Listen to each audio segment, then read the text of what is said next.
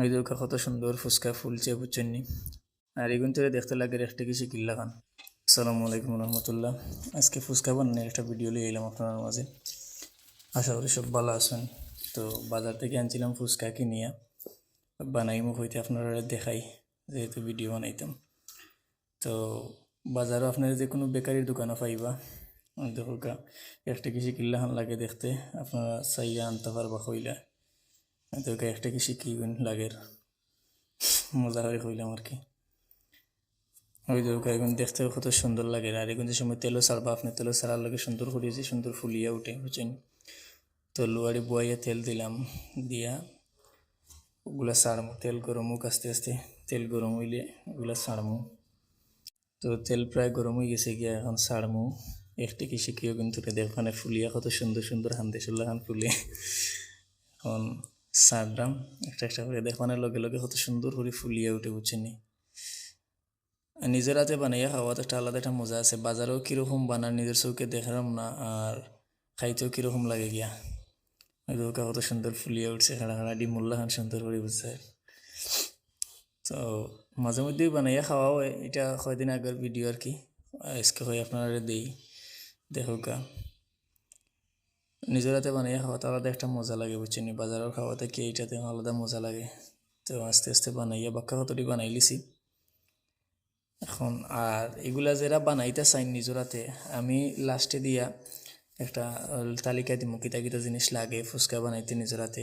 আপনারা চাইলে বানাইতে পারবো। ভিডিও পুরা দেখো কত সুন্দর করিয়া মানে বানাইছি, আপনারা দেখলেই মানে জানা হইব খাওয়ার।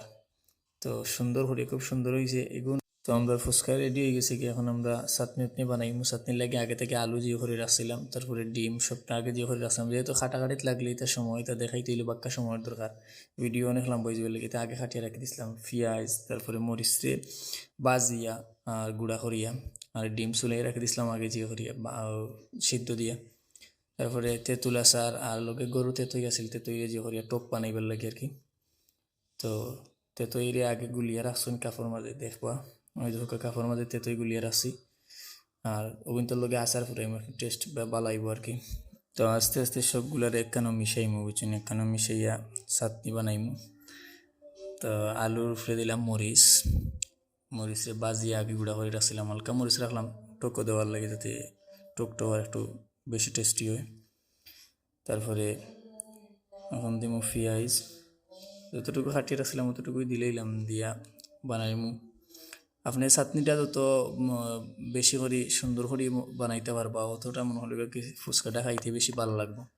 আর এটা হলো চটপটি মশলা, ওগুলো দেওয়া লাগে একটু টেস্ট বাড়ার লাগে আর কি। এটা না দিলে আপনি ফুচকার যে অরিজিনাল স্বাদটা পাইতে না আর কি।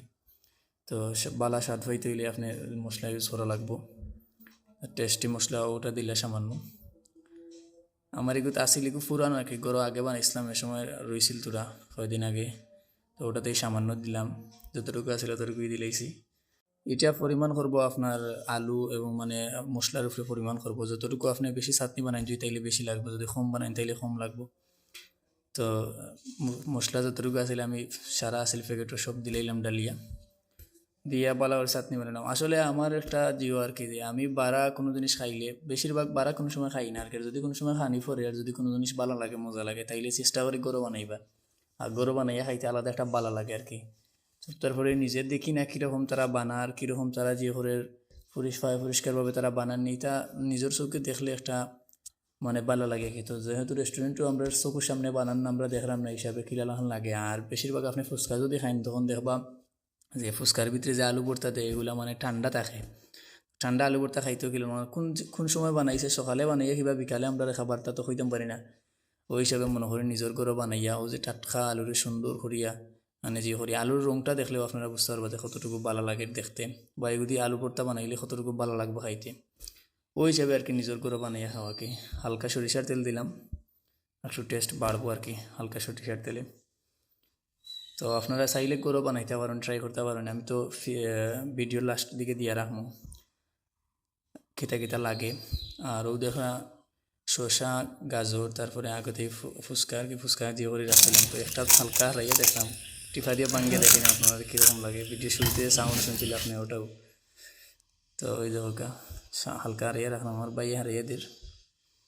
দেখতাম কীরকম লাগে, একটু দিয়ে দেখাইলাম আর কি। ওরকম ভরিয়াও টক আছে, যে ওরা টক তৈরি করে রাখি দিছি আগে। টক তৈরি করিয়া টক ভিতরে দিয়া খাইতে ভালো লাগবো।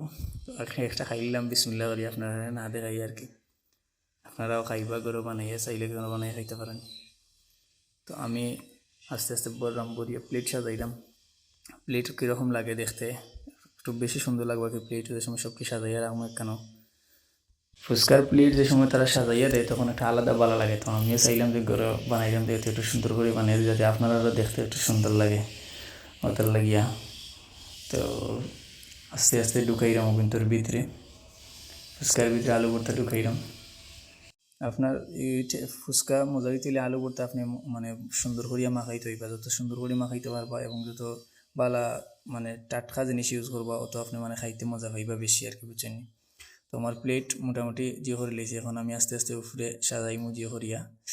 আপনার গাজর শসা তারপরে ডিম দিম উপরে, গাজর দিলাম আর শসা দিলাম। শসা আমার এখান দিয়ে পারলাম না ঠিক মতো জিও করতাম, শসা যেহেতু একটু জিও হয়ে গেছে গিয়া, এলে শসা বুঝায় ফোড়েন না, বারিক ছিদ্রভাবে বুঝায় শসা ফোড়েন না আর কি, একটু জিও করতে কষ্ট হয়। তারপরে ডিম দিলাম হালকা, কম হয়ে গেছে গিয়া বুঝা যার, আবার দিতাম হইব, একটু কম কম লাগে গিয়া জিনিস বুঝা যার, 4বার দিলেই।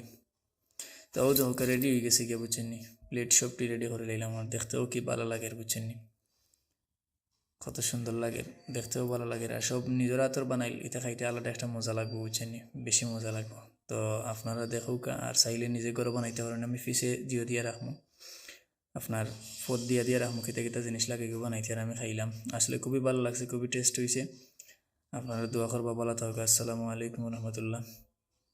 আর ফিসে দিয়ে রাখছি, কিতা কিতা জিনিস লাগছে বানাইতে, ও জিনিসগুলো আপনারা মানে একখানা করিয়া যেরকম আমি দেখাইছি ভিডিওর মাঝে, ওরকম করলে আপনারা বানাইয়া খাইতে পারবা নিজে করো।